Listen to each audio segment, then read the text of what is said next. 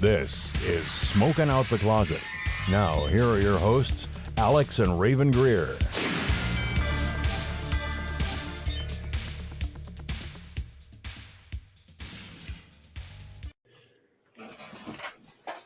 Hi, my name is Rayven. I use she, her pronouns. Hi, I'm Alex. I use they, them pronouns. Welcome back to another episode of Smoking Out the Closet.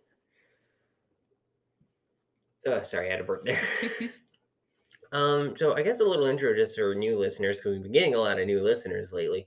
Which is awesome. Hi, everyone. Hi, we are a podcast about the intersectionality There you go. Intersectionality Intersectionality. of the cannabis and LGBT community, but we also talk about life, love, Community. and community. LGBT community. Oh God. Oh my God, that was funny. And just like anything, calling shit out and everything. And boy, do I have a soapbox today. Oh boy, I didn't think of anything. I feel bad that I didn't. But I know you had stuff. Yeah, I have stuff. Precursor, slight spoiler, Fox News. Stay tuned. Actually, I'm getting into that right now. Stay tuned. Stay tuned right now. So for those of you who follow our Twitter, I tweeted before we recorded today, at Fox News and at Governor Kristi Noem. Basically, Fox News shed light on the South Dakota Governor Kristi Noem on her recent bill that she passed. Basically, what? Sorry, the cat's running. I'm giggly. I'm high. I'm sorry. Basically, passed a bill that had basically all cis female athletes K through 12 have to be cis. And when I was watching the video of Fox News, they had I can't remember his name, but it was the wrestler who was a trans masculine person who was being forced to wrestle on the women's league instead of the men's league, and they keep showing this, and I'm like, hey, dumbasses, that is a trans guy. Yeah. You're trying to vilify trans women. Probably, I don't know, put in, who's what. And also they were talking about how this one trans athlete, was had an unfair advantage in boxing and everything, and she was like, hey, you do realize I'm the one that's not the one with pink hair that's getting my ass whooped right now, right? So, Fox News, first off, fuck you guys. Yeah, fuck you. I can't say that enough. Fuck you. You don't get your facts straight, first off. No. But also, second of all, fuck you, South Dakota Governor Kristi Noem. So she was called out for her transphobic views and everything by White House Deputy Press Secretary Karine Jean-Pierre, who called her out. But this is what Fox News had said during the interview, and then different little things of the things that pop up on the screen. I'm gonna brace myself for this. Calls the bill a fair fight for female athletes. That men automatically have a fair or a disadvantage over women because of how biology works and how men are naturally bigger than women. That kind of references me back to that video we were watching on, was it Facebook Reels earlier, about how you're it was somebody going off and debunking stuff. And one of the things that she debunked was you telling me that with women with no men or testosterone, because they can't produce, produce testosterone, we speaking because she was a woman, that we can't produce testosterone, which also that's bullshit. Yeah. And that we can't produce testosterone, that we would become strong and buff and stuff without men around. And I'm like, yeah, that's how fucking evolution works. Yes, exactly. You don't have anything straight because this cis, okay, every body, let me put it this way, every single body makes estrogen, makes progesterone, makes testosterone. Mm-hmm. The thing that dictates how much you make are those chromosomes, and whatever way they decide to rearrange themselves, because even biologically speaking, if people are thinking that gender is a biological thing, there are more than just two. Mm-hmm. There are every flavor of the rainbow, because we're not binary. But there's the flavor of the rainbow that is like, that's what levels you have. Yeah, And different things can affect your levels. exactly, because like you could be someone who's born, you are intersex, and you have XX chromosomes, but your body just naturally produced a lot of testosterone either in utero or later in life, and you have more masculine secondary sex characteristics, Or like your XXY. yeah. And like it's really complicated. Science is just not black or white. Science has never been like that. There's so many shades of gray. And no reference. I didn't mean to make that reference. No, you're fine. You're fine. I get where you're trying to backtrack right now, but yeah. But like there was other headlines where like follow science, boys are not girls, and left leading destruction of women's sports. Yeah. These fucking right-wing nuts. Oh my god. And I've gotten into arguments with people who are also in the LGBT community that actually believe shit like this. And when I say it's transphobic, as a trans woman, it's fucking transphobic. And I'm saying it as a trans non-binary person, it's fucking transphobic. And the thing is a lot of people don't understand. Like, I was in the military. There was a girl in basic who I knew was in a different division, who originally got changed to the division I knew her in because she ended up tearing a muscle. Oof. What she was originally going for was field bomb destroyer, basically. Ooh. But you needed all your muscle intact. You had to basically get almost like SEAL level, like basically SEALs when they're in basic. Yeah. You had to have a lot of the same physical requirements. And I'm not saying it's exactly like SEALs. There's probably other vets or enlisted military personnel who are actually listening to this right now. I'm not saying it was exactly, but the way she was describing it was very rigorous. There was like a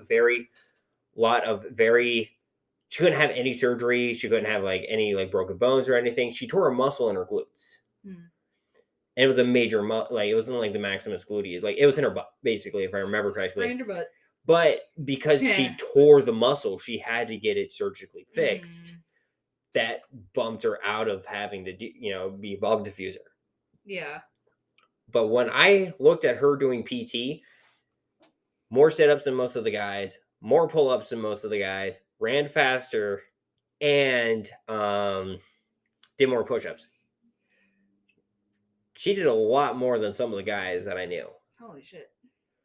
So, and I'm thinking, so men are naturally stronger, then how is she running laps around them? Exactly. It's not that easy cut and dry black and white bullshit. Exactly. And there's so much science. So like every person's body is different. And each person's body gives them an unnatural advantage in certain areas. Michael Phelps, multiple I think he's like 6 Olympic gold medal athletic swimmer. Crazy.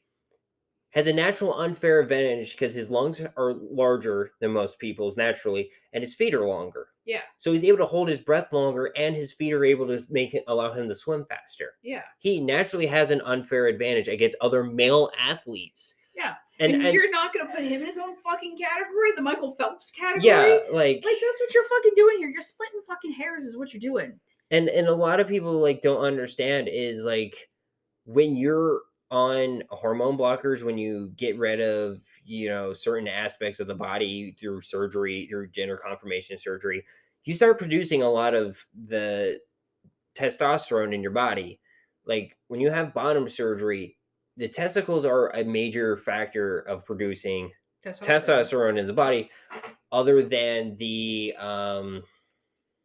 what's the gland produces a lot of this, kickstarts puberty. Pituitary. Thank you. You're welcome. I was in medical school for a little bit. I know that. But basically, other than the pituitary gland, which controls a lot of the hormone production in the body, if I remember correctly, the testicles are a big factor of having testosterone produced in a quote-unquote AMAB person. So when that's gone, they're not producing as much. You don't have to be on testosterone blockers. Some people still be on testosterone blockers, and you're on hormone medication still. You're not building muscle mass as fast or as strong or in the as same place. as you were previously Yeah. before, you even started transitioning. And I know you can attest to that as Yes, well. I can. Because it took me a while to be able to do things like I used to when I was younger. Before I started hormones, even just starting before hormones, and part of that is also because, I was working a certain job, only certain muscle groups were being used. Yes. I was working in the food industry, standing in one spot pretty much. Mm-hmm. But it took me a long time to be able to be where I am now physically. And yes, I am a kind of buff girl, but like I've, the hormones made it longer for me to get as in this way. And I'm not exercising. Like I'm not going out to exercise and everything. I'm just working. And you've also lost a lot of weight, like in your stomach, and like you don't see it until I think like recently. Yeah. Since we've been together, I'm like, babe, since you've been on your hormones and I've been there through like your increases and stuff, you have shed so much weight on your stomach, like the I don't want to call it this, but it's the comparable thing, but to the extreme, the beer belly kind of gut tissue area. Well, yeah, because that's the hormones and everything changing how my body fat's distributed and Yeah. everything, and that takes a bit for it to kind of slim down and go away. But it's been I'm gonna say this has been so kind of cool to watch too, because I'm just like, I'm here for the ride with you. Like it's essentially my baby fat. It's so interesting because I didn't have those very young pre-puberty years where a lot of people gain weight. Mm-hmm. I didn't have that as a woman, quoting air quotes. I didn't have that, so I didn't really have those times where I was a little chunky, but then the fat as I got older kind of distributed as I got older. So my body had to basically like, hey, we're gonna gain a shit ton of weight right now, and then we're just kind of going to put it where it needs to go, and then get rid of the excess. Yeah, because I gotta have what a lot of people call the mommy pouch. Mm-hmm. That it protects the inside parts. Yeah, and that's fine. There's nothing wrong with that. But I'm basically kind of the build of kind of like a smaller, the world's strongest men's kind of like those big solid guts and everything. Mm-hmm. That's kind of how I am now, which is a lot smaller. But a lot of people are like, oh, women can't be athletic, women can't be as strong as men. But I'm like, have you seen some of these female bodybuilders? Mm-hmm. And also the thing about like I've noticed too with you is like going also to like bone density and bone structure and stuff, because that has a lot to do with the hormones in your body. I feel like your rib cage has gotten smaller. Oh, it probably has. It has gotten, just the rib cage itself, not the tissue around it, has gotten smaller. I don't think it's the bones. If I remember correctly, when my doctor first kind of explained things, the cartilage shrinks a little. Yeah. Which I don't know why, but hormones has an effect on that. It's the same reason that older, quote, AFAB people get osteoporosis because of the estrogen in your body. It's just something estrogen does. Yeah, and so I think that's a part of it. It's weird, and a lot of people like just basically transgender athletes, specifically trans women athletes, are the big villain right now. They're the boogeyman that a lot of right wing people in this country and some other countries are using, because the blacks were okay.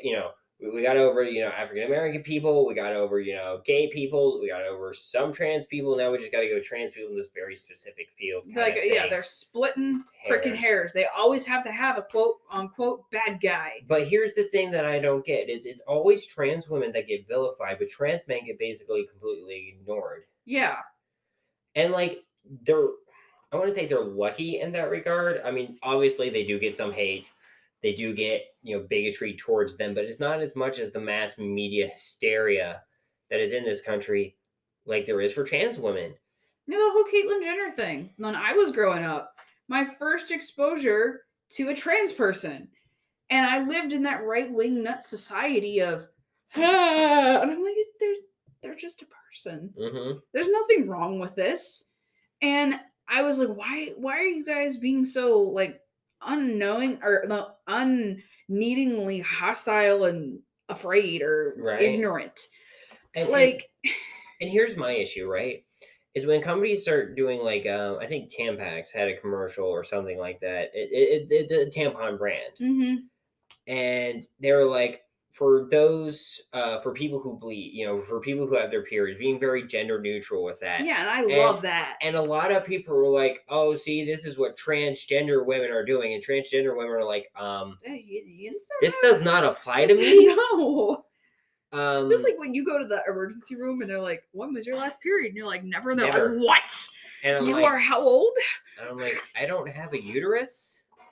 Like they did a pregnancy test on me last time we went, which we thought we were gonna get a fucking bill for. Still haven't gotten a fucking bill for. Fucking pregnancy test. Okay. And she's not pregnant, by the way. Just so we're not pregnant yet, so everybody knows. I don't have a bloody uterus. I can't get pregnant.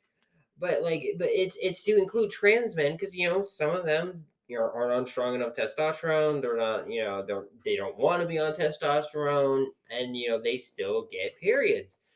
Or non-binary people who still get periods. Hello, and birth control is amazing with that because some of it just stops it. You don't have to worry about it and feel awkward. But it's to include them. But Fox News would vilify trans women for some reason, and I'm like, what? What is your problem? I don't know. I love trans women. I love all of them. Like, why? What is your problem with them? I know what it is. It's fucking. Can I be a little off the wall here? Sure. Weird, LGBT humor, real quick. Sure. They're white men with dicks. These are trans women that sometimes don't get bottom surgery. It's a big dick competition. Oh my god. That's all it fucking is at this point. You know what I honestly think it is? Is it's fragile, toxic masculinity. Yeah. Where they think because you're dating a trans woman, you're gonna be gay. Or that makes you gay. And it makes you gay, and they're too afraid to actually open up, be a person, and admit they like someone. Now you can have, I don't like it personally because I don't really give a shit, but it's you can have a preference for genital preference. Genital preference, which I think it's weird as a pansexual person. And that's why I was struggling weird with sometimes I thought I was pansexual, but I do kind of lean towards you lean towards femininity though. Towards femininity and gender expression. But with genitals, I don't know. I don't really, number one, I don't really care, but also you do have a preference. I do have a preference. I like to have a certain number of dicks to other things in my molecule. But I do have as a pansexual, I do have a preference too, but I think it's more towards, the femininity side. But it's just okay, cool. You don't like this person having this part. Okay. This person, say there's a trans woman, right? There's two trans women, right? One never got bottom surgery. Mm-hmm. And you're like, I don't like that. I don't like I don't penises. I don't like, penises. But this other trans woman has had bottom surgery. She doesn't, have one. She's had a vaginoplasty. Yeah, vaginoplasty. God, I'm sorry, and you're still going to be an asshole because they're like, oh, they used to be a guy. And I was like, no, they weren't. No. They were a woman. They just had to take a little extra step. Yeah, they've always been a woman. But the thing is a lot of people don't get that. And so if you're like, oh, okay, cool, they have these, this part that I like, cool. And you're like, cool, you know what? I'm okay. They're a cool person. We meld really well together. They've had bottom surgery. It's really cool. And I like that they have this part. Cool. You're a cool person. If you're like, well, I don't really I'm not attracted to people who have this part. And I'm like, okay, cool. It's a little gray area. Some people will say it's transphobic. I've felt personal experience with hookups and stuff because I was on FetLife. Mm-hmm. I can go out and proudly say that because nobody's gonna be able to fucking find me than the few people who already know me on there. Hello, I know some of you listen, but I was hitting on this person. I'm like, hey, you're really cute. What are you looking for in here? What do you want to do? And they're like, I don't like feminine bodies, and that pissed me off because to me this is not a feminine body. This is my fucking body, and I'm going to make it look however the fuck I want. And I try to dress like androgynously and whatever. That only applies like when I'm naked, okay? Yeah. That you really see that shit. But like that pissed me off.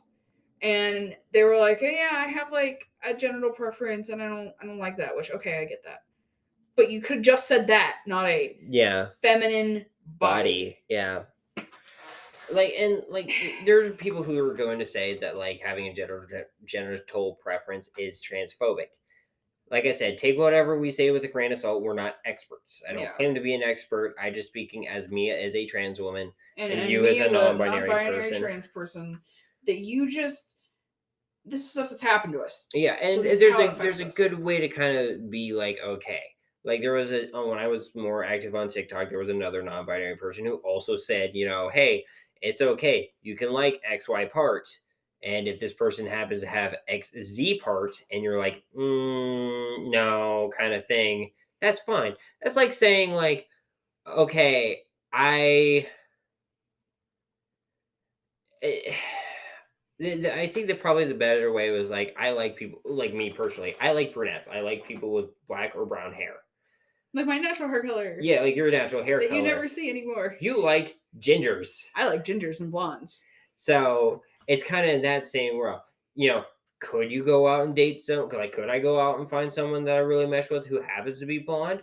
Sure. Love's weird like that. You know what I mean? But you could just, what attracts you is what attracts you. Exactly. Like some people who are into more chubby people, you know, and there's nothing wrong with that. There's some people who are actually into like more athletic builds, you know. It's just your type. And it's a very weird, specific kind of type that people are attracted to in a sexual sense. Yeah. And I think it varies across everybody. It varies across anybody.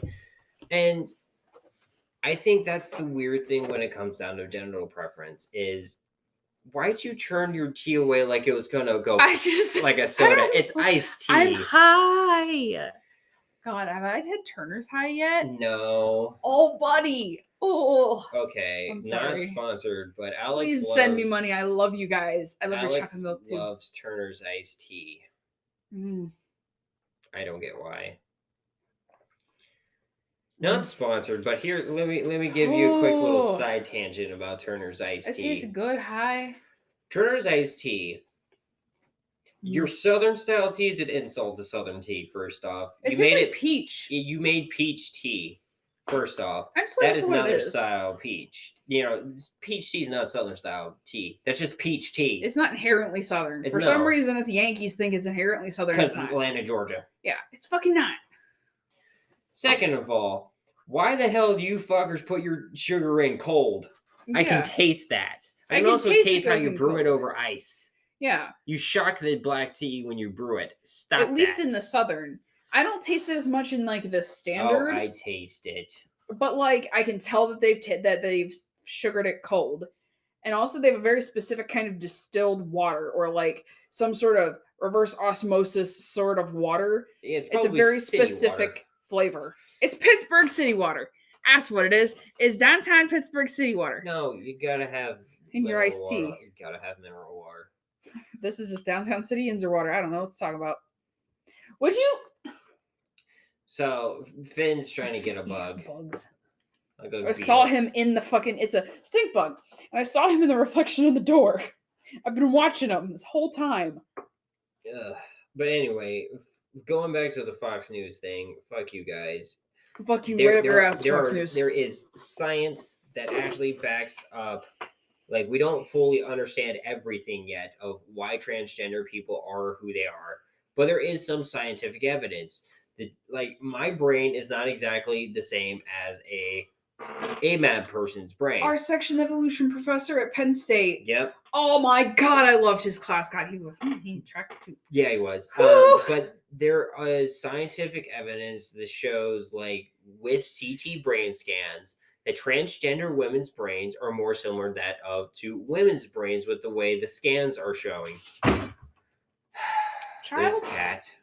He's got some good jump game though, but he's on your sewing box. Yeah. Piss off. Yeah, go in cat crate. I mean, I just don't want him to get hurt. I know. Yeah, there's spiky things in there. I don't care if he eats the damn stink bug. Yeah. I just don't want him to break anything. He can Or get hurt. Yeah, or get hurt. He can have the damn stink bug. I hate the damn things. No, but the thing is like it's weird. And I don't want people to think like, oh, you're just saying that like they're hardwired the same. No, not everyone's hardwired the same. It lights up the same way. That's it. And like that's how they show depressed brains and anxiety brains and ADHD brains and insomnia brains. There's certain colorations on CT scans, and I don't understand all of it. I just see the pictures, and I'm like, they light up and look cool, and they look different. And like you can see when someone has depression, someone has take 4 people, different backgrounds, different sexualities, different genders. All of them have depression. They're pretty much the same. Their brains look the same under the CT scan. With the colorations. Yeah. ADHD, PTSD. It's very similar. Anxiety, yeah. That's all we're getting at. I'm not a doctor. I never played one on TV. Fuck you for getting me to say that. I love that joke. It's so old and stupid and it's funny. But it's there is some science and there's history. It's not just a new thing. The West, like, we did not just make this up. This has been things in Native American, Samoan, and different Pacific Islander cultures, Native South American, indigenous people in Australia, New Zealand, all over the world historically. The Hawaiian people. Yeah, Samoan. The Samoans. Oh, sorry. I didn't know that was Samoan. I think that's Samoan because Dwayne Johnson's family's from Hawaii. Ancestry's from Hawaii. Like his family's from Hawaii. Oh, okay. And he's Samoan. Correct me if I'm wrong. I'm not an expert on where different cultures are from. That's why I said exactly. Hawaiian because I wasn't sure of the other name for it. I think you know what? I'm going to look it up right now. Name for it. But yeah, like all of this.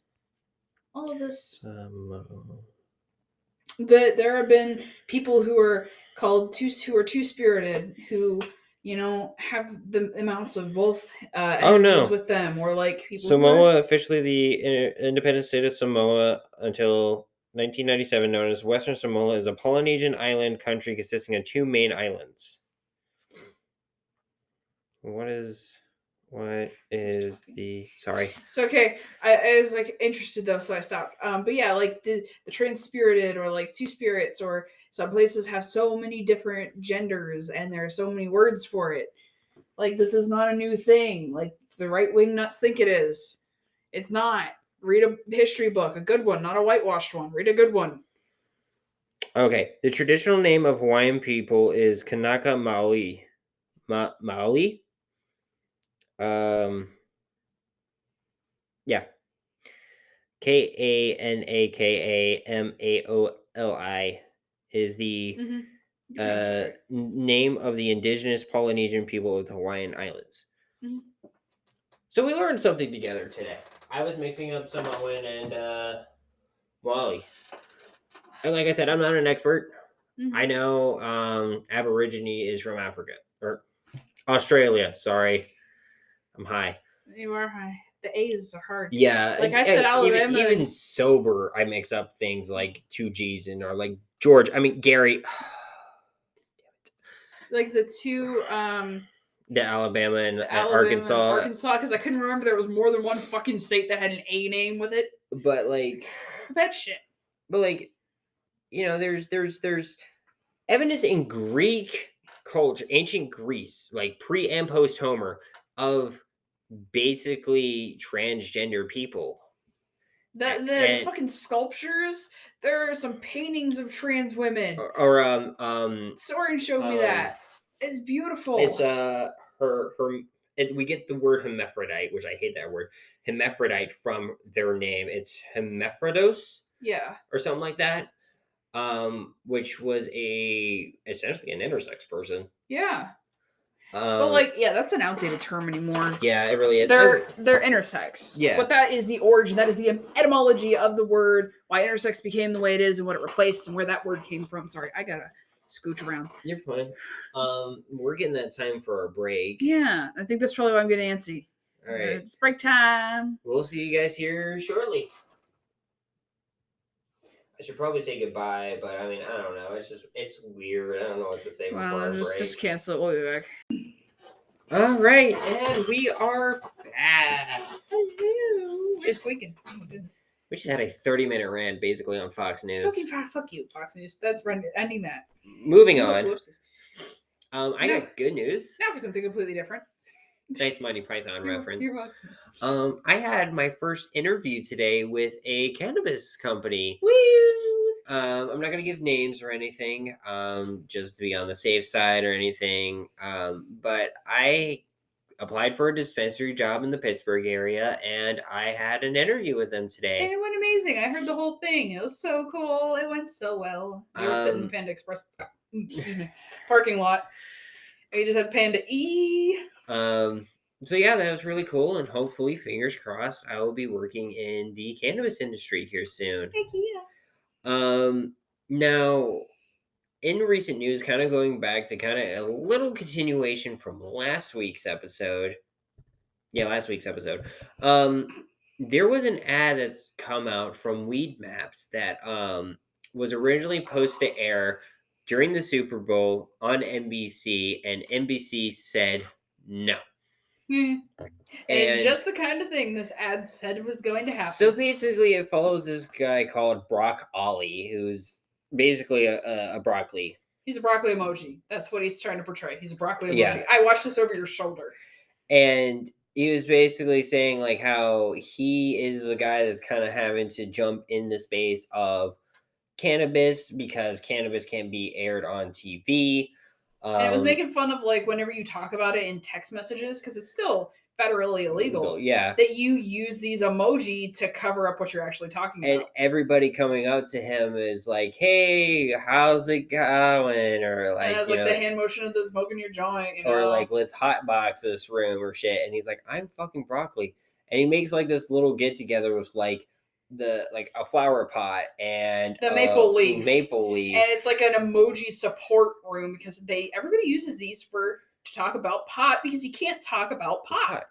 And you can't have commercials about cannabis. And that was the whole point of this ad, and they just totally made a perfect example. Nope, we're not going to air it because it's about pot. Because NBC says they're not allowing any adverts for any sort of cannabis, which is hurting the industry. Because you can have gambling, the legal ads for gambling, legal ads for a shit ton of tobacco. Well, not tobacco, you know. Well, tobacco in magazines. Yeah. Tobacco's allowed in magazines. Alcohol's allowed on the radio. But they had beer commercials during the Super Bowl and everything. Beer commercials and gambling commercials. Legal gambling.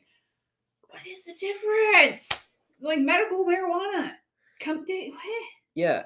And especially when the Super Bowl's being recorded in fucking California. And like everybody's like, oh my God, Snoop Dogg lit up before the. You hear? Okay, stop yourself right there. Snoop Dogg at the Super Bowl. We all know what's going to happen before that. Everybody would have been a bigger story. We even said this in the last episode. Yeah, it would have been a bigger story if he didn't smoke pot before the Super Bowl.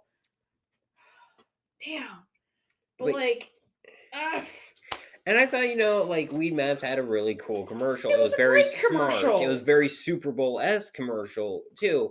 And NBC just kind of like, yeah, we're going to do the thing that you're making fun of and not air it. And they don't even say pot, or they don't even say marijuana or cannabis, really. They just say pot in reference to the pot, like the plant, yeah, the pot plant. And it's literally like, we all know what we all know what I am. The only time weed shows up is literally Weedmaps. Yeah. Or like, we all know what I'm supposed to be alluding to try and help with recent legislation and everything. But a lot of companies don't allow him to be on commercials, so I step in his place. He never says who it was, but we all know. We all know who they're talking about. It's a very smart commercial. And yet it says a lot without saying anything. Yeah, it's like Adult Swim does that shit all the time. Oh yeah. It's like when you're talking in front of like a toddler and you don't really want the toddler to understand what you're saying, so you kind of use certain code words. Like when I was a kid, my parents would talk about ice cream while I was in the car, and I couldn't spell very well yet, so they'd spell it. Yeah. ICECREAM, and I'd be like, What are you talking about? What are we doing? Like, I had no idea. And then I learned to spell, but now I always think it's one word because of how fast they'd spell it Yeah. to get it past my radar. But like, it's like those things where just like, when you kind of like, you're trying to tell a story and like, there's a toddler, so you're like, and then he kicked him at his Johnson instead of saying his tallywhack, Like the jokes they make on freaking Austin Powers. Austin Powers, yes. And like that's the same thing this commercial did. Or like if you for another example, you're talking with your bullshit with your coworker at work, and your boss walks in, so you have to change the story about what the hell you were talking about. Yeah. That shit, if you're not cool with your boss, like, yeah. But like it's just NBC, come on. Yeah. Come on. Honestly, come on. It's, to quote disjointed, but it's pot. Yeah, but it's pot. And to quote Bender from Futurama, come on already! Let's go already! Let's go already! Ooh, shoot, I'm sorry. That's a break.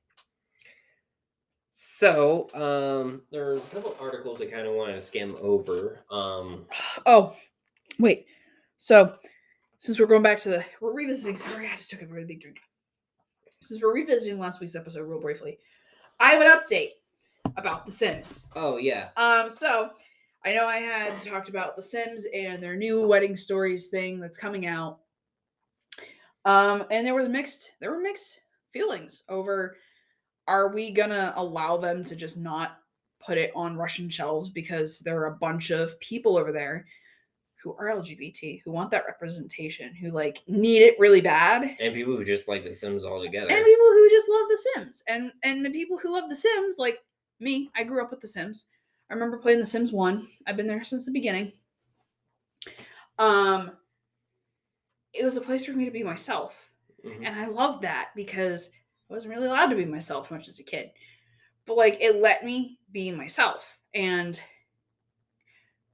we don't feel okay letting places where it's legal have those people be themselves. And EA and Maxis went, okay, we hear you. We're doing it. We don't care. If we get fines, we'll fucking deal with it. If we get, if they try to take us to court, we'll fucking fight them. We don't care. Mm-hmm. We're publishing this game package, the expansion pass, and the commercial airing with the lesbian couple as the main characters in Russia. And I'm just like, you guys are awesome. You guys are like up there now with Ben and Jerry's, like doing all this shit. Like, you don't care. You're just for the fight for what's right, you know? Mm-hmm. And it's great. And it's the way it should be. It is the way it should be. And I love you guys. And seeing like, I grew up with you and I'm like, I'm so proud. But yeah, that was my update. And I'm just like, this is fucking awesome. I know you're tearing up. I know I'm tearing up. You're crying on the podcast. It's fine. Ooh, weed leaves. Weed leaves tapestry. God, I'm so distracted. Oh, that's true. We look at high. So the first thing I actually wanted to bring up is a Rolling Stone articles written by Mary Jane Gibson over at Weed and Grub. Hey guys, I like you. Hello. So recently, I'm part of the cannabis community, and there's one on Twitter, and there was one person that said, "Hey, what social media cannabis influencer, do you look up to?" And I I responded and I put at Weed and Grub, at Cool Nerd Weed Show, and at What's My Pot. What's My Pot's a website, I think, and they might have a podcast. I haven't gotten super deep. I just kind of look at the website, and it kind of does help you find what your strain is. But Weed and Grub, before I get to the article, it's kind of just what we do, except they're weed and grub. They're weed and food. Instead of weed and gay, they're weed and food. But they talk about other stuff and call shit out and everything. They're a big inspiration for what we do, but they're very West Coast, just like the Cool Nerd Weed Show is very West Coast. And we're East Coast represent. And so that's part of the reason why I started those two shows, were influenced for this. And I'm like, but no one's really bringing up gay. Like, they'll have gay, guests and everything, and they'll talk about their lives, but they're gay. But like, they're not talking about it as like a big point. Yeah. And that's one thing I wanted to do in our show. So going forward, Rolling Stone's Mary Jane writes, inside California's cannabis crisis, small weed farms are facing extinction under oppressive regulation, high taxes, and statewide collapse in cannabis pricing. Okay. I'm trying to get to the point where like it I don't want to read the full article. Yeah. I kind of just want to skim it. Definitely go out, look up Rolling Stone, Mary Jane Gibson. You'll find all her articles. She has a lot of them, and they're really good. I do suggest reading what she's written. She's a great journalist. Used to work for High Times. I cannot recommend her stuff enough. If you want to see what's going out west, she's the one to go to. Yeah. But basically, kind of describes, getting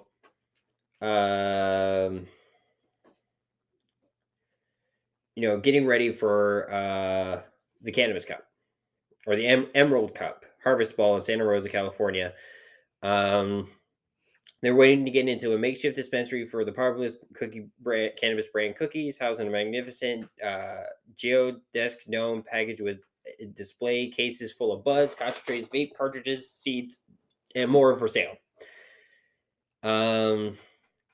In the indoor Puffco pavilion nearby, buyers are examining jars full of frosty nugs hanging over cannabis seeds and plants cuttings, some of which are selling upwards to $1,000. There's weed everywhere you look. California's enormous marijuana market, which has reached an estimated $4.4 billion in sales in 2020, Holy shit. has seemingly reached peak cannabis capitalism. The mood is decidedly different in a neighboring building where a mom-and-pop cultivator were just accosted by uniformed agents from the Department of Cannabis Control.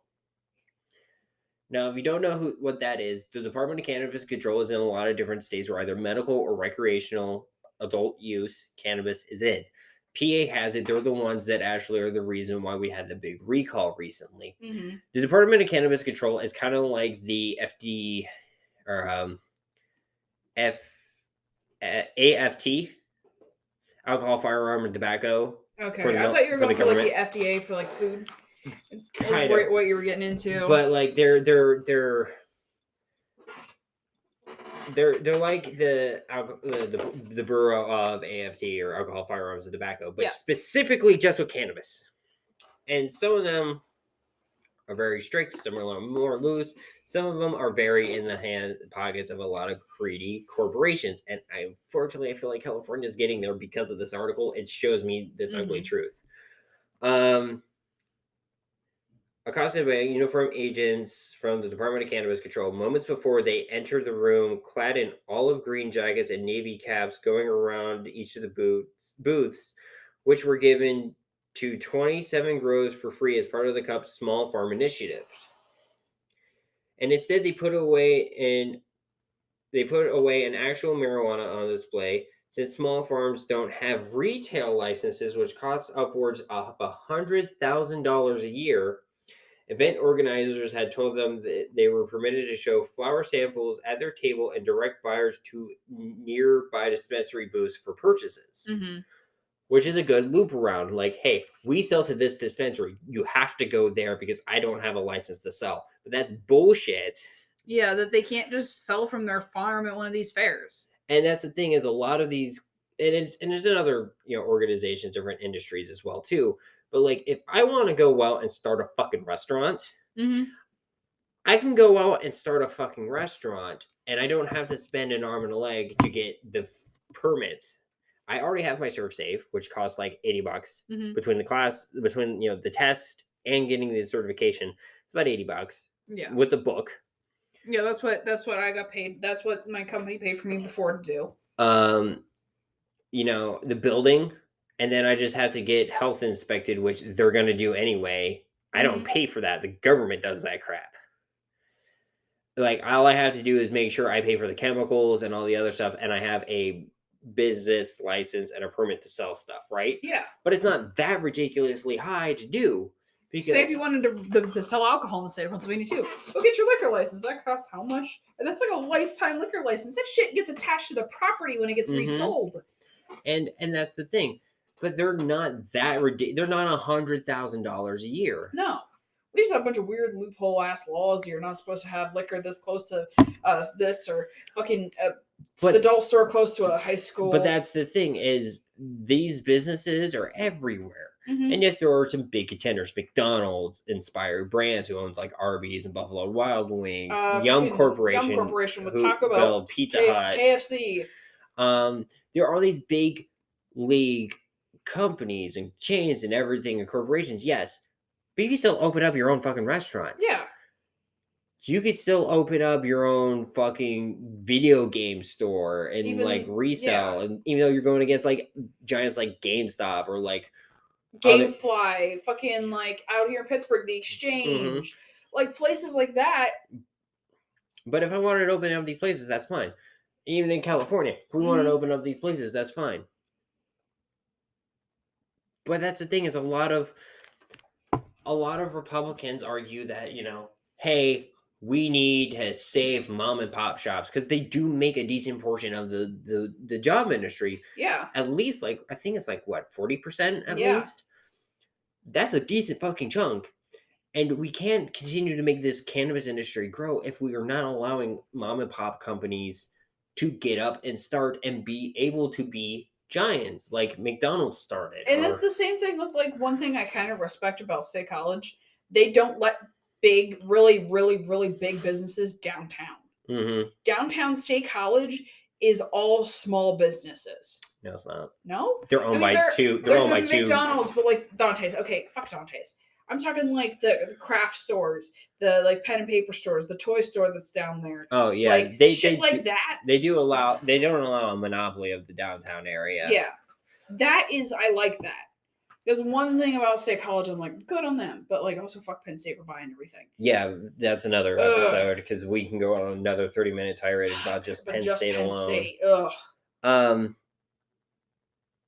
Okay, so same deal. Going back, event organizers had told them they were permitted to show flower samples at their table and to direct buyers to nearby dispensary booths for purchases. They were wrong, though. The farmers, most of them who have traveled a long distance from rural Northern Carolina to show their weed to buyers, were baffled by the agency's demand. How are you supposed to sell a product that you can't display? Asked Nevada County grower Donna Panza. Yeah. People want to look at it. They want to smell it. Are we supposed to just show them a photograph? And that's all I'm going to read on in the article kind of thing, but that kind of just shows it there. Yeah. You don't go to a wine tasting event to see the fucking picture of the fucking wine. No, I love wine. I want to smell it. I want to taste it. You want your little glass. You know, it doesn't have to be super full, but you want to like swirl it in it. You want to smell it. You want to taste it. You want to be a connoisseur. You want to feel like you're a connoisseur when you're trying it out. And like wine tasting events, and that's what the Emerald Cup and the Cannabis Cup are basically about. These are the meccas, the basically the go-to connoisseur events of cannabis, and probably right now the only legal major event where we can be connoisseurs of cannabis in this country. Yeah. And a lot of big companies like Puffco started from the bottom, and the reason they got so big was because of the Cannabis Cup. Yeah. A lot of companies that are big leagues that aren't basically backed by already wealthy people got their start and got big because of the Cannabis Cup, because of the Emerald Cup. And when they say you can't do this, it's first of all mind-boggling, but also it's basically showing like, how are we supposed to do what we're supposed to do? How are we supposed to grow when we can't show what we're growing? That's like going to McDonald's. Or that's like, no, how do I want to say this? Oh, okay. Because McDonald's does do it with pictures. That's like going to a hot dog stand on the corner in New York City and basically having the guy go, I have pictures of hot dogs, but I can't sell you any hot dogs. I can't let you touch any hot dogs. I can't let you smell any hot dogs. If you want a hot dog, you got to go on 5th and 3rd and get a freaking hot dog down at that guy. Yeah, in that building over there. Yeah. Like, yeah. It's just the fuck. Yeah, and it's crushing a lot of the people who are trying to start up, who are trying to get into this world, who don't exactly have the money. And that's the thing that's an issue, because these people are also the original suppliers for a lot of companies that are originally, before California got ridiculous with some of its legislation, were the original growers, the original dispensaries, and that's a major issue. And that's what I'm afraid for PA. Yeah. That is exactly what I'm afraid with Pennsylvania. I don't want it to get like that. No.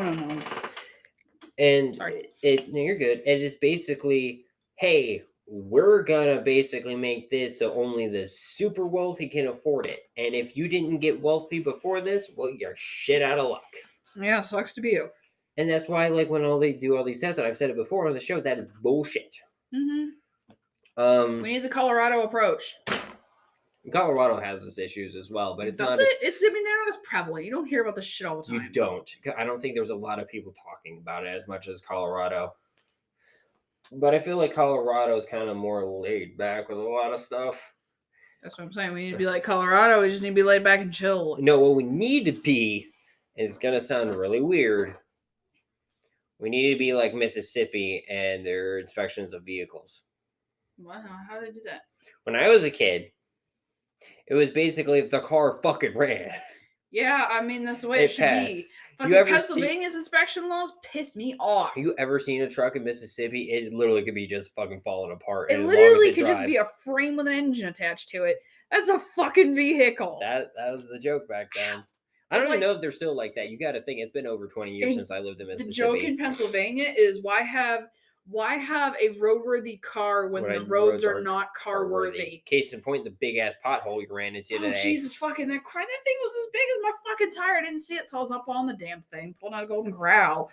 Fuck! I audibly had to apologize to my vehicle, and my soul left my body. That's how big this fucker was. But going into good news, some states who also have this issue with like cannabis, the small farm initiatives that these events are trying, but the state's kind of being like a fuck you. Mm-hmm. New York had this issue, right? New York's actually having an easier time than California, as I'm reading this article from bizjournals.com. Oh, excuse me. Titled "Funding Options Do Exist for New York's Adult Use Cannabis Businesses," written by Dan Miner.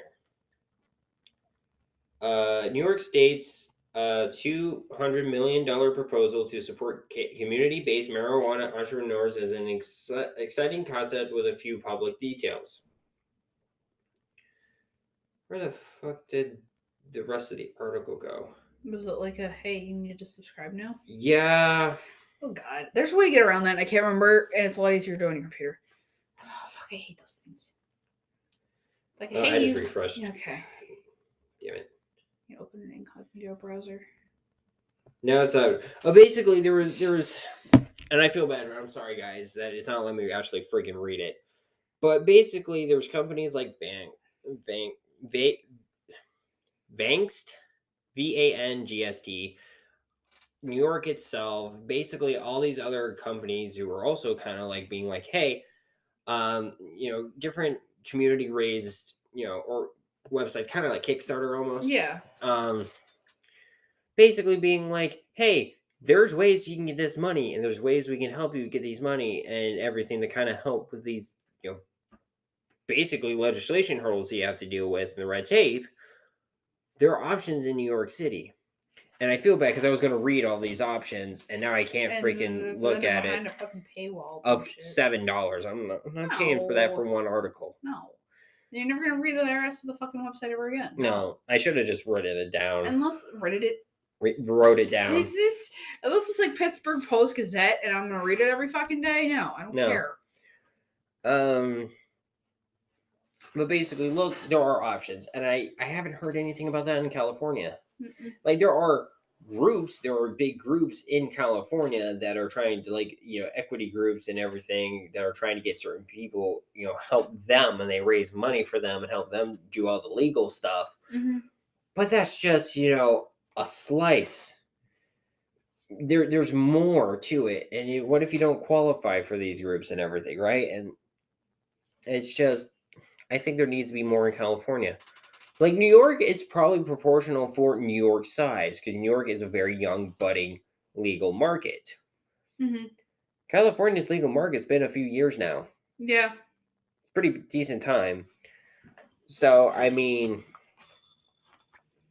I think there needs to be more in California, and that's what Mary Jane was trying to write, was writing about, not even trying, but was writing about, was basically the market is hurting itself. Yeah. And it's ridiculous, and I don't want that with PA. No. I really do not. No. But I mean, I don't know.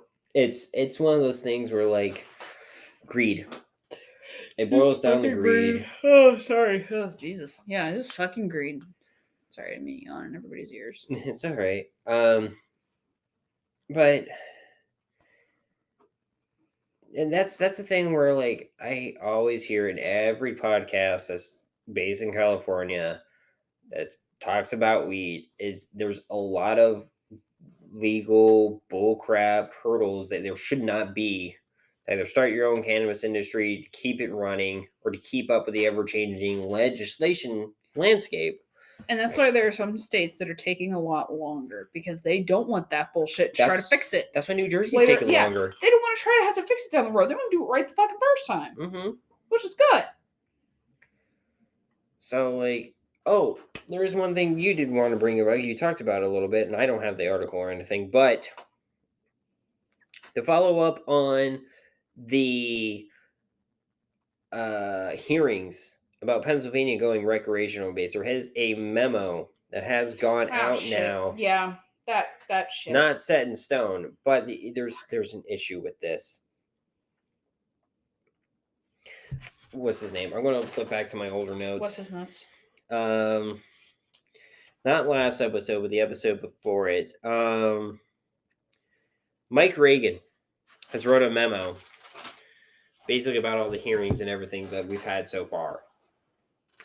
Right now, the proposed biggest chunk of the tax that is going from cannabis sales is going to the fucking police departments. The state fucking police. This is the exact opposite of what we said should fucking happen. Like, all of that tax money and shit needs to go to the roads. It needs to go to infrastructure. Do not give money to the fucking cops. If it's going to anything with the judicial system, it needs to go to fucking righting the wrongs of the war on drugs. Yes. It needs to be able to provide people with help trying to get jobs after being in jail for so long for non-violent cannabis crimes, expunging records, taking time to do that. That is the only thing that, like, getting shit fixed of this bullshit war on drugs, this bullshit prohibition on pot. If that is what they were considering under state police, fine. I will have no issue with that. But don't put my fucking dispensary taxes towards your fucking donut fund down at the station. Because I'm going to tell you this right now. As someone who is fucking Irish, who grew up with a dad who was military, grew up in a family of military, we don't trust cops. We don't fucking trust cops. I've said it before on the podcast. I remember growing up watching the show Cops with my dad, and my dad going, he didn't need to do that. He could have de-escalated the situation in a better way. They're using excessive force. They didn't need to do that. And, like, Bob has had his brushes with the police several times, and people listening to this know that for a fact that know him, and anybody who knows him or knows of him. And, like, several times, yes, he was an ass, and yes, he deserved it. But, like, they came there under, like, with a they didn't have, like, a detainment order or anything, and there was something going on with, like, how he had to show up in court, and, like, this was the final warning because they couldn't get a hold of him because he fucking, he fucking works. Like, he's shit he has to do. Like, yeah, he's getting up there in age, but, like, they broke his fucking ribs. Like, they were going to take him in. They never had a subpoena? No! They didn't have a subpoena, and they were going to arrest him and take him in, and they broke his fucking ribs from pinning him down on the ground. It's just, like, fucking... Cops need to fucking... At least, if you're going to put it towards cops, make sure that, like, you pull them in waves so that they get proper fucking training. That I would agree with. That I will agree with.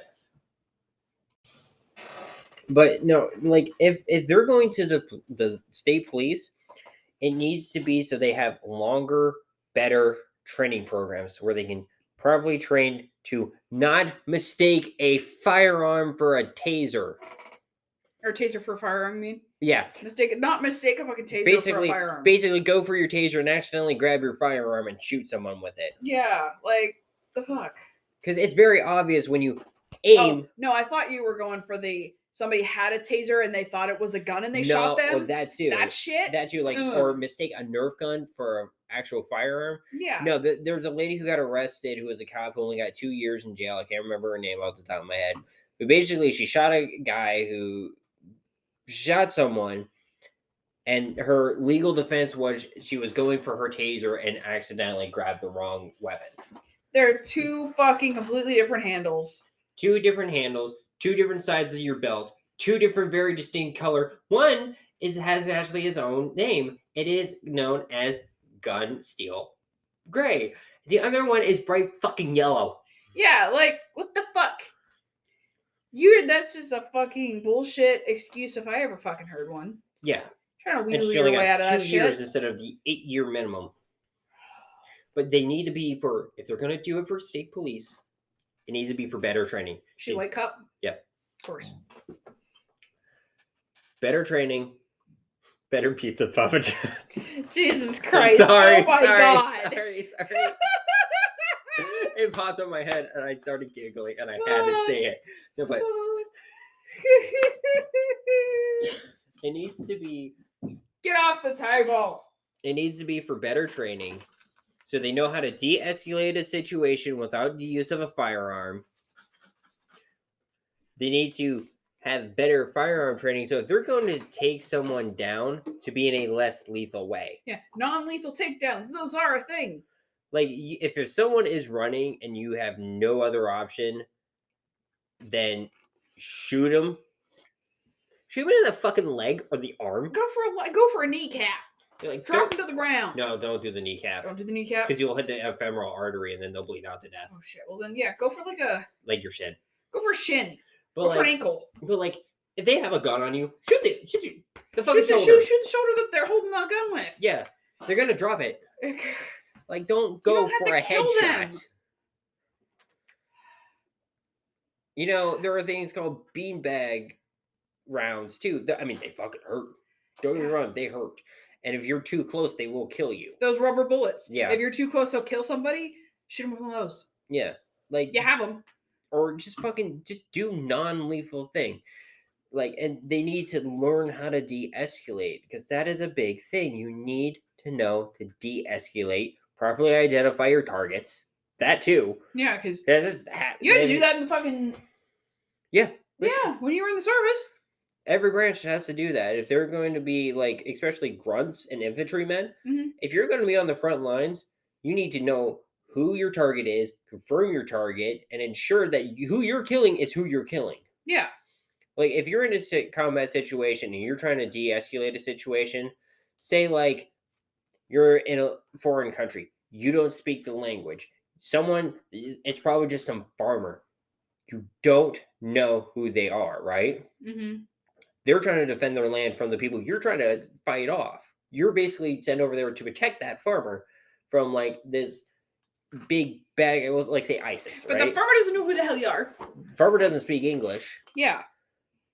Farmer, you know, sometimes they just see a guy and a gun and they're going to react because they're trying to defend their land. They're trying to defend their home. So you got to learn how to de-escalate that, either with a translator or trying to use that with body language. It'd be like, and you basically just figure out a way to be like, put the gun down, put gun down, put gun down. And you, like, put your gun down. And so you got to figure out how to de-escalate. Obviously, they're not going to put their firearm down. Yeah. The military's not going to let us put our firearms down. But you got to find a way to basically, like, assure that farmer you're not there to hurt them if they're not there to hurt you. It's like in the movie, which was written by the guy who was an American sniper, who was an actual sniper during the war in the Middle East. There's a scene where an older guy has a rocket launcher and shoots it towards a group of American soldiers in another area. I think it was either soldiers or Iraqi soldiers that we were fighting with to get rid of Al Qaeda. There's a kid there who's hiding in the conflict. He picks it up and he's got the shot and he's like, don't. The kid's struggling to just hold it up. He doesn't even have a shot. He's struggling and the guy's got the shot. He's gonna kill this kid with a sniper rifle. He's like, don't. He's got his finger right hovering over the trigger and the kid has it. It's aiming, but his hand's nowhere near the trigger and he just drops it and runs away. Yeah. If he got any closer, he would have had to kill him. Yeah. He would have had to take that shot.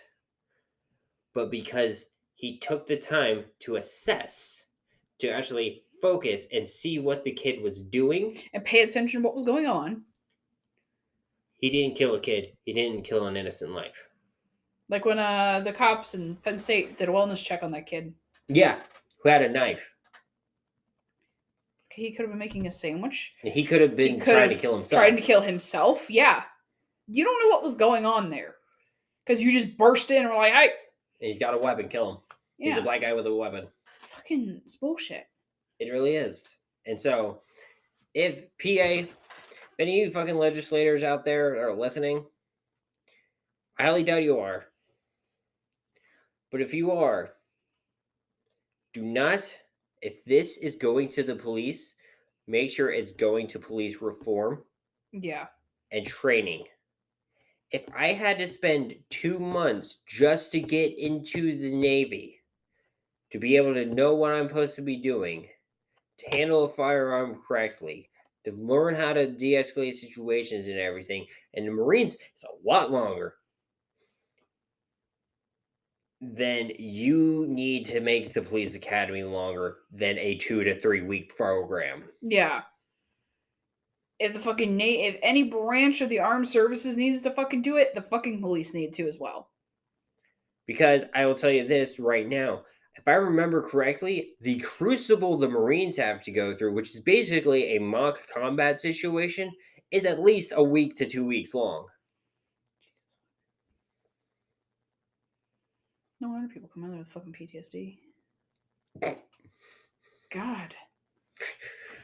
I don't mean to laugh. Shit. Sorry. It's just it is ironic and it just hit me and I'm like, Jesus Christ. Even if you don't get past like PT and don't actually see a bullet coming at you or something happening like that. It is very stressful situation. The PT will do it to you. No, PT's physical training. Well, not the PT. That's the mock situations and everything that go with like your basic training. They're not super bad. Super brutal like that. You know it's a mock situation. You're going to be safe the entire time. It's just very stressful, but they do that to show them basically the goal of basic training is to break you down to build you back up. Now that breaking down can affect you. Yes. And it hurt you mentally. I will say that. But it's gotten better in recent years to where that breaking down is going to leave a minimal issue. Yeah. So, I mean, it's easy. I had an easier time. I didn't get breaking down that much, but I also grew up in a military area with a military family, so I kind of got that growing up. There wasn't a lot of breaking to do. There was a foundation put down. Yeah. Before you went in. Basically, what they're breaking down is the attitudes, the whole, like, I'm only out for me kind of thing. And and the greatest things in sliced bread shit. For all those who are in the Navy or Marines who sailed on our ships who get this, you don't want to be a Blue Falcon.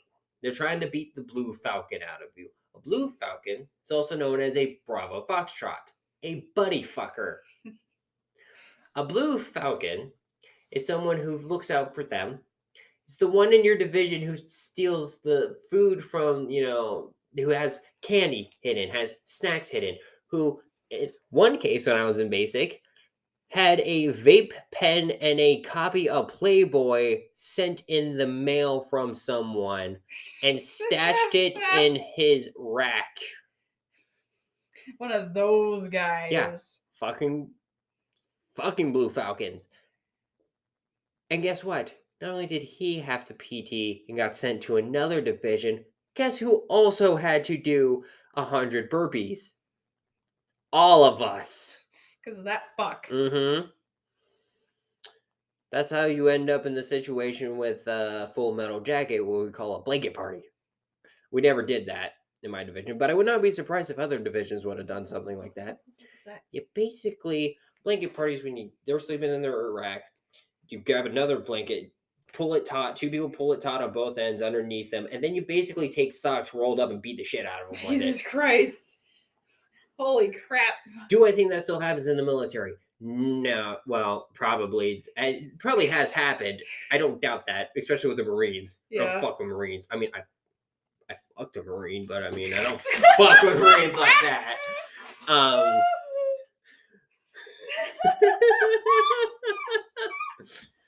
keep forgetting that fucking story you told me. Holy shit, man. No, but the thing is, do I think it's actively happening? I hope not. I hope we're past that, but it has happened in the military before. You do not fuck over the team because the team will fuck you over back in one way or another. I know we're getting a little late and a little long in this episode, but I will tell you my favorite Blue Falcon story. When I was in basic, everybody hated this guy called Seaman Recruit House. House is a common last name, so I don't feel bad about saying that, right? Mm-hmm. So Sunday mornings, like the first half of Sundays, are holidays in basic, and I remember shining my boots, kind of reading my mail and everything, because you don't get a whole lot of chance to read all your letters. So I'm kind of reading, writing back, and everything. Now, House sucked. Ever since processing, we've had to kind of. So I had a burp stack. Kind of had to do more for his mistakes. Mm-hmm. He was very much like, man, fuck this. I ain't listening to what you're telling me. Man, fuck y'all. You're getting the boss of me. I'm like, why the fuck did you join the military? Yeah. And I'm pretty sure it was basically one of those court-ordered things. This is just my guess. But sometimes with like younger people, like juveniles or people who are about to turn 18, they're in juvie hall. They're like, hey, we'll let you out early if you go into the military. Yeah. And some people, that really helps them. It gets their life, kind of in a background direction. Sometimes they're just doing it to escape a bad home life or something. Whatever the reason, right? Yeah. But he seemed kind of that area. And it had a very bad trouble with authority, which makes me think, that kind of thing, right? Yeah. Now, it's just me guessing. He wasn't a terrible guy sitting down one-on-one. You could laugh with him, you could joke with him outside the military. We could have probably been gamer buddies, kind of that thing, right? But like he had a major issue with authority and basically thought that no one could control him, no one could tell him what to do. He was in charge of his own destiny. There in was life. kids like that in high school too, I remember. So he was always trying to pick a fight with our RDCs. This last day he was with us, he is underneath his rack, which in basic or bunk beds, when on a ship, they're actually affixed to the wall. Yeah. He's underneath his rack, sleeping. We all see this, and we don't say a word. Because if you're going to be the narc on him, guess what? You are also a Blue Falcon. Yeah. You don't narc on shit like that, right? So we don't say anything. We all kind of like whisper each other, kind of like see like, house. And we're all whispering. And all of a sudden, I hear. We all look over to the RDC compartment. Chief Excoto just got up. Now, Chief was this 5'3", maybe at most, short, built man from Ecuador. Oh. I don't fuck with him. No.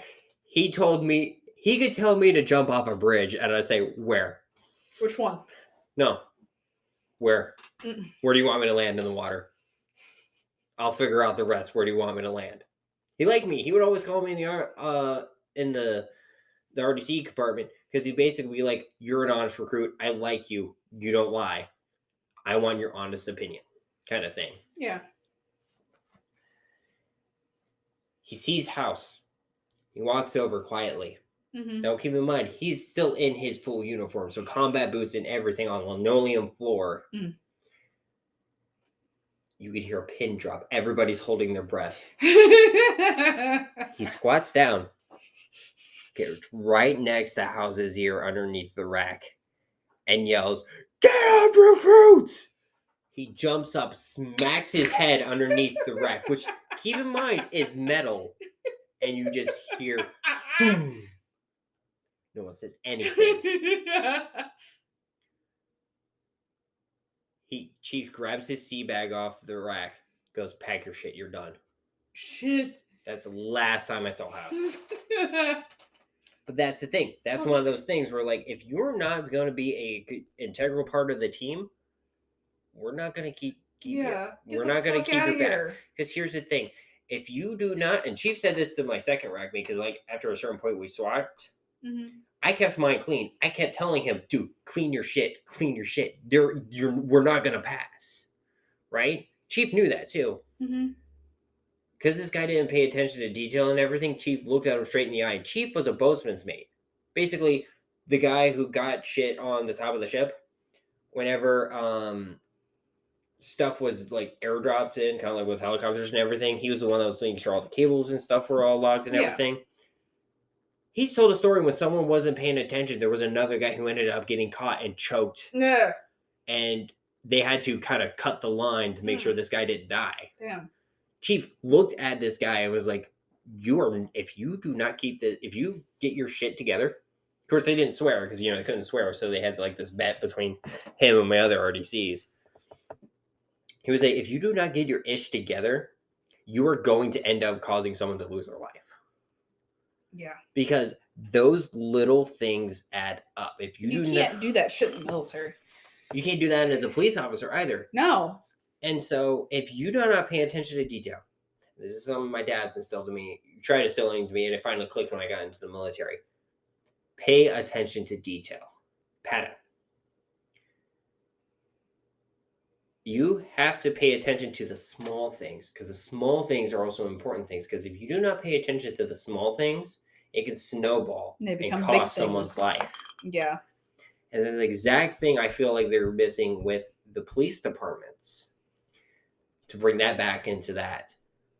Because I've heard so many times where police have ended up getting someone who they didn't think, matched the description, but was not the right person, arresting them. They spend their entire life in jail. And then it finds out, the cops were wrong. Yeah. Great. Now what the hell are the poor person supposed to do? Or they end up finding them and either killing them, and they were an innocent person, or not realizing that someone else was in the car and killing them. Because that's happened. Because there's a pretty decent percentage, I'm going to say at least like 10, roughly, I have to look at the statistics, where there's been a kid in the car. Yeah. And the cops fired. Yeah. And guess what? It's not the person driving that they killed. It was the kid. Fucking ACAB. And I know this has been a very long episode, and you've heard a little bit of my backstory in the military. And we've been on soapboxes. My God, have we been on soapboxes? Maybe it's a good thing I didn't have anything to fucking talk about. Other than that EA thing, that was brief.